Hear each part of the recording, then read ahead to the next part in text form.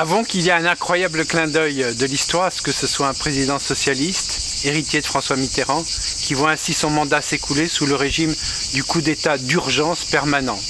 Mitterrand fustigeait notre Constitution qui conférait des pouvoirs abusifs au président au mépris de l'Assemblée nationale.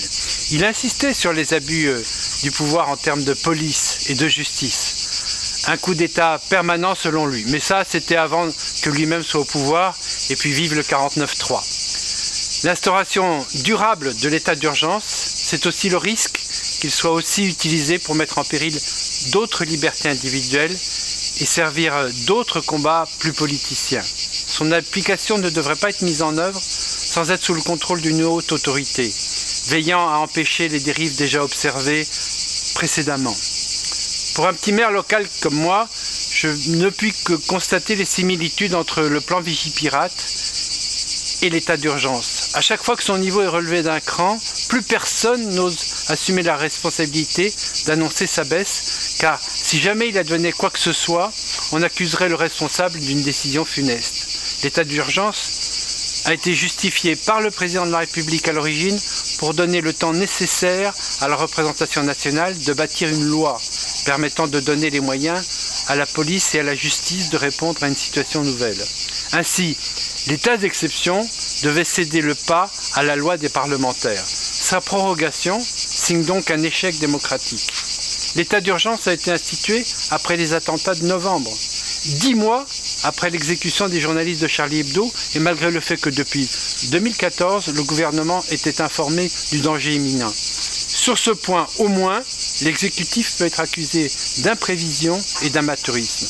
Nous assistons donc au spectacle pitoyable d'un exécutif affolé qui navigue à vue et qui se précipite, la mine affectée, d'une scène de drame à une autre scène de drame, le compassionnel comme seul outil de gouvernance. Le risque que nous courons, c'est de voir nos concitoyens considérer que l'action du gouvernement est sans colonne vertébrale et dans l'improvisation.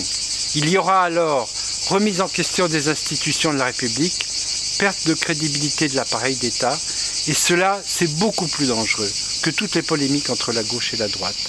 Nous avions eu droit à la boîte à outils pour lutter contre le chômage. Désormais, les Français doutent et craignent le bricolage quant à leur sécurité et plus largement quant à la capacité de prendre la mesure de la situation, ce qui est sans doute injuste, mais c'est le ressenti qui compte. Le spectacle du 14 juillet, où le président de la République explique en début de journée que l'état d'urgence, il faut savoir en sortir, et qui quelques heures plus tard, avec la même certitude, annonce qu'il demandera sa prolongation durable, en est la parfaite illustration.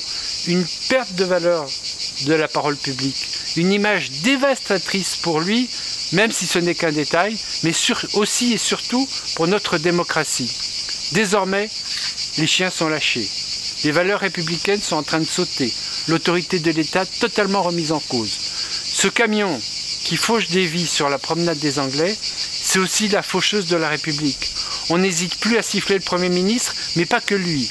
Et les pulsions morbides prennent le pouvoir. Nul besoin qu'en Syrie, on prévoit des attentats en France. Désormais, l'emballement médiatique, la stupéfaction collective, l'impact suffisent à conduire des centaines de mâles dans leur peau, de ratés, de minables, à s'inventer soldats d'Allah, martyrs d'une foi qu'ils ignorent complètement et qu'ils n'ont pas, et s'offrir une notoriété qu'hier, ils auraient sans doute recherchée dans une émission de télé-réalité. Valls a raison quand il défie qui que ce soit de faire mieux, mais c'est un aveu terrible d'impuissance. Il a tort par contre, quand dans l'affolement il n'écoute pas, et c'est un de ses défauts. Quand l'autorité est contestée, il faut en trouver une autre. Il faut en permanence reconstruire les murs de la démocratie. Une commission parlementaire a fait des préconisations, il fallait se ruer dessus. Quand bien même on jugerait médiocres ces propositions, il ne fallait pas les mépriser. Ce n'est pas le temps de la stratégie électorale, c'est aussi cela qui insupporte nos concitoyens. Aujourd'hui, demain, les attentats individuels ou de masse vont continuer et s'amplifier. Ça va provoquer l'hystérie, la surenchère et les solutions extrêmes. Cet état d'urgence, aux yeux de l'opinion publique, semble être le dernier symbole d'une sévérité et d'une réactivité dont il ne croit pas capable l'exécutif, totalement démonétisé, une sorte de bouée de secours qui sort les politiques du jeu. Oui, je crois qu'il faut être intransigeant. Je crois que Avant que toutes nos valeurs républicaines soient jetées aux ordures, il y a des luxes dans les principes du politiquement correct que nous ne pouvons plus nous permettre. Il faut vider nos prisons et les territoires de tous les détenus bénéficiant de titres de séjour et qui ont été condamnés et qui n'ont pas mérité d'être accueillis en France. Ils n'ont pas respecté les lois de la République, qu'ils retournent d'où ils viennent.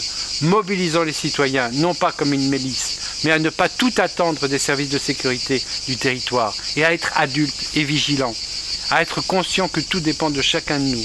Enfin, je crois qu'il faut rétablir le service militaire, et ce n'est pas de la nostalgie, car il constitue un filtre, un scanner à l'échelon national, un passage initiatique aussi, le plus efficace lieu de formation pour bien des métiers, un rappel citoyen de la conscription. Le service militaire est le plus grand centre de vaccination, mais parfois aussi de désintoxication jamais créé. Enfin, il sort les jeunes des quartiers, des fameux quartiers. Il provoque la fameuse mixité sociale et géographique que chacun appelle de ses voeux. Il a été supprimé par le lobby des bobos parisiens qui estimaient que leur fils n'avait pas un an à perdre. Nous sommes à un tournant grave de notre histoire, non pas pour les morts à venir ou passés, mais pour l'avenir de notre pays.